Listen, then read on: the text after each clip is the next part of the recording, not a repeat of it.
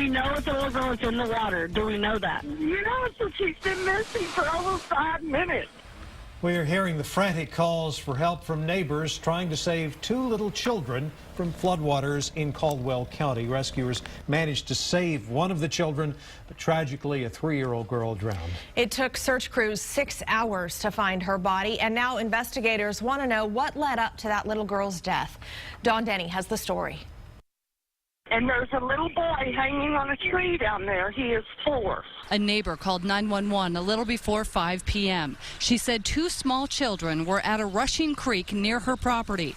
She was close enough to see them, but too far away to help immediately. There are no adults down there. Ma'am. There's no one down there but the children. Okay, do we know if the little girl is in the water? Do we know that? You know, she's been missing for over 5 minutes. A short time later, a second call came in from law enforcement. And my client's saying that she thinks that her child has been washed away. We have a boy on the river and a girl. The boy's hanging on for life, and the girl they haven't seen. Authorities say one of the neighbors was able to pull the boy to safety. I'm going down there right now. But it took search crews 6 hours to find the little girl's body. Investigators spent the day interviewing family members trying to figure out how long the children were by the rushing water and if they were alone. An autopsy on the 3-year-old is being performed, but that is state law whenever a child under the age of 10 dies. Once the sheriff's office completes its investigation, they will hand over all the information to the DA's office, who will then determine if any charges will be filed in this case. Reporting from Caldwell County, I'm Dawn Denny, KXAN News. Investigators have yet to officially release the little girl's name. This is not the first time her family has had issues with high water. Coming up at 6 o'clock tonight, we'll show you what their property looked like during a flood back in 2012. Members of the Texas Search and Rescue Team ultimately located the girl's body about 75 yards downstream from where she first went missing. This afternoon, Texar shared with us these pictures of the recovery efforts.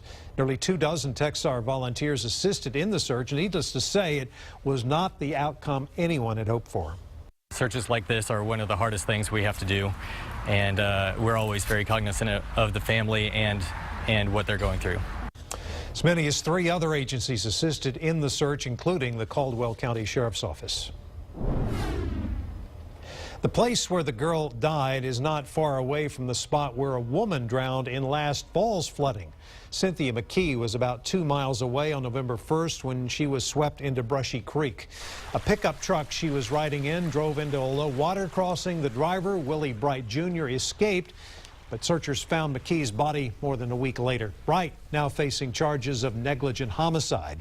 And the day before, a teacher died after driving into a flooded road east of Lockhart. Tracy Ward was driving off Farm Road 20 to his job at Smithville Junior High School when his car got trapped and he was swept away.